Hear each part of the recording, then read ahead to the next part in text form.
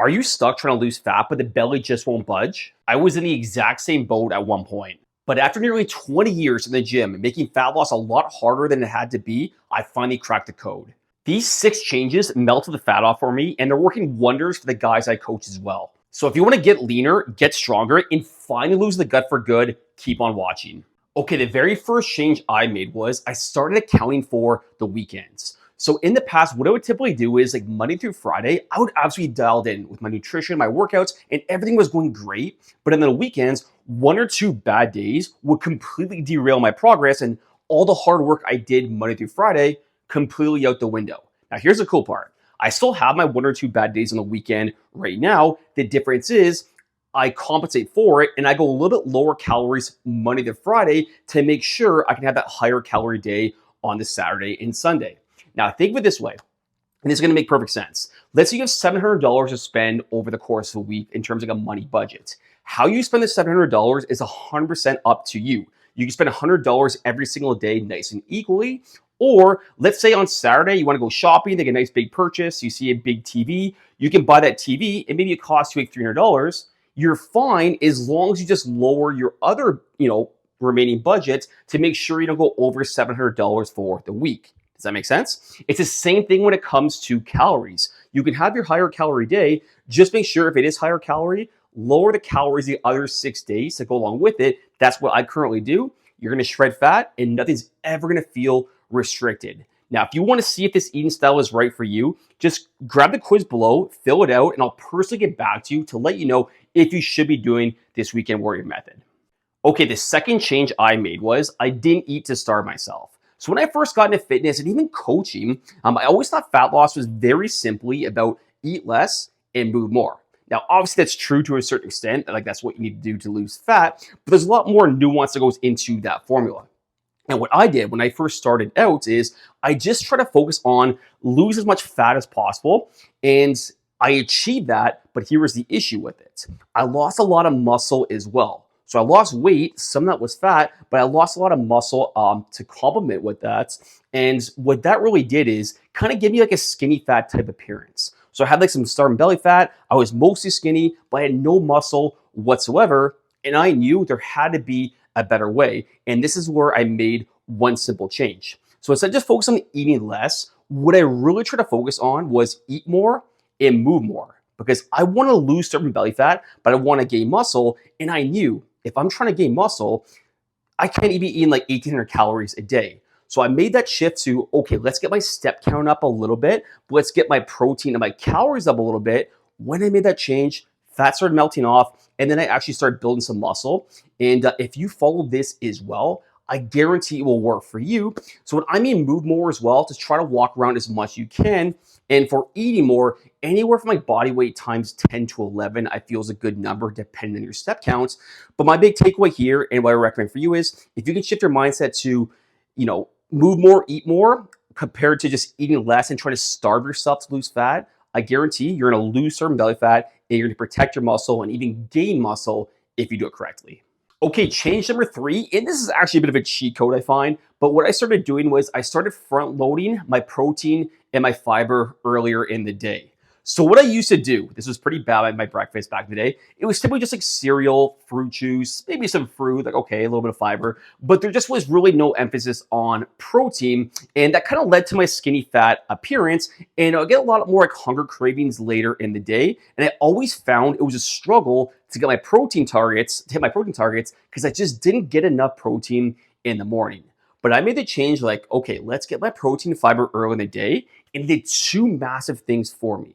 Number 1, it kept me more full. So I'm sure by now you know the more protein you have in your diet, the more full it's going to make you feel. And the second main thing it did for me, it just made me hit my protein targets a lot easier because I'm not scrambling at like 6, 7 p.m. at night trying to get 100 grams of protein. If I can front load it in the morning and even lunch and get like 75% of my protein within those hours, it just makes it so much easier to do it later in the day. And there's just less stress. And like I said, my hunger cravings actually went down. So if possible, I know it's not for every single person because maybe you're watching this and you're doing intermittent fasting and you don't eat breakfast. But if you do eat breakfast, try to get as much protein and fiber as you can earlier in the day. If you don't eat breakfast, just have it like a big lunch with protein as well. If you do that, your hunger cravings will go down, and I guarantee it's going to help you hit your protein targets because most guys do struggle with that. So if you shift it earlier in the day, you won't have to worry about it at 6, 7, or 8 p.m. at night. Change number 4, I started tracking my calories. Now, this might seem like an obvious one, but a lot of guys just don't have any idea how many calories they're taking in, and then they're frustrated and they're wondering, why am I stuck and why am I not losing fat? Well, I had this issue before as well.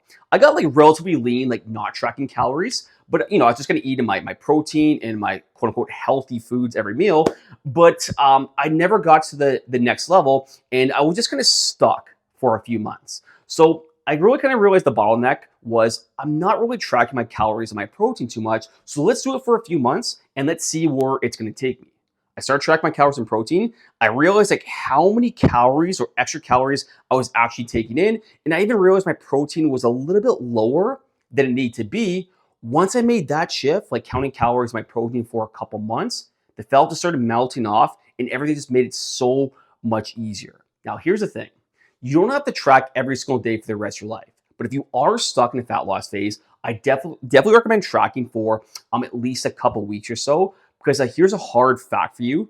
Most guys underestimate, and this is actually a fact, most guys underestimate their calorie intake by about 20 to 40%. And that's when they track calories. So you can imagine how much they underestimate if you're not tracking calories. So if you are stuck, here's your big takeaway. Track for at least 2 weeks.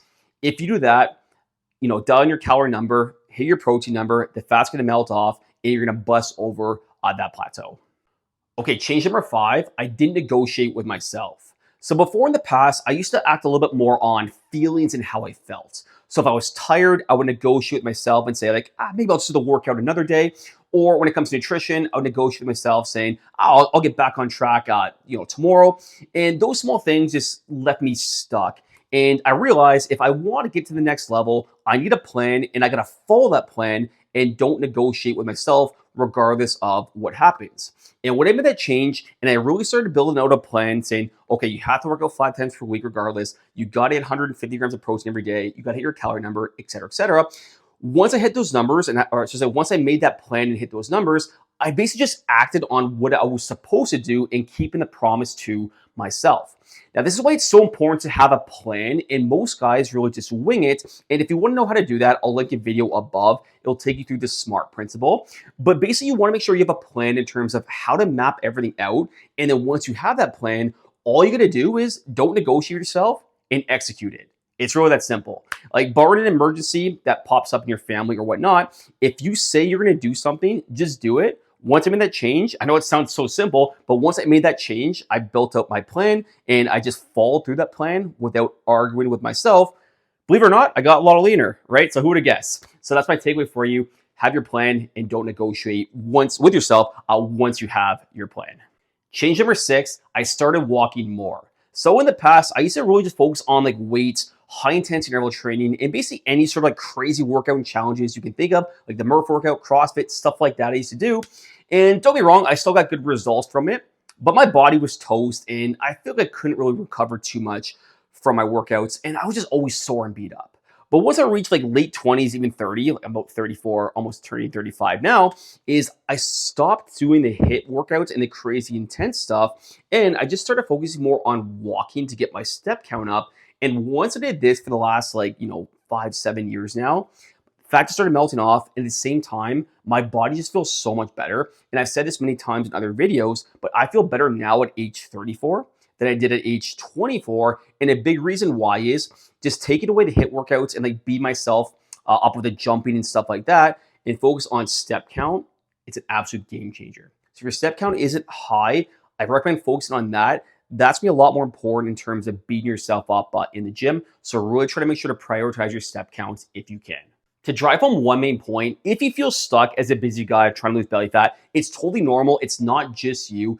All you gotta do sometimes is make a few simple changes. But the number one thing that you'll need for sure is you wanna have a nutrition protocol to make sure you can follow that for the rest of your life. And like I said before in the beginning, if you want a quiz to know which nutrition protocol is for you, fill it out. It's 100% free. Submit it, and I will get back to you personally on telling you what the best nutrition protocol is for you. And I'll tell you exactly how to set it up as well. Thanks for watching.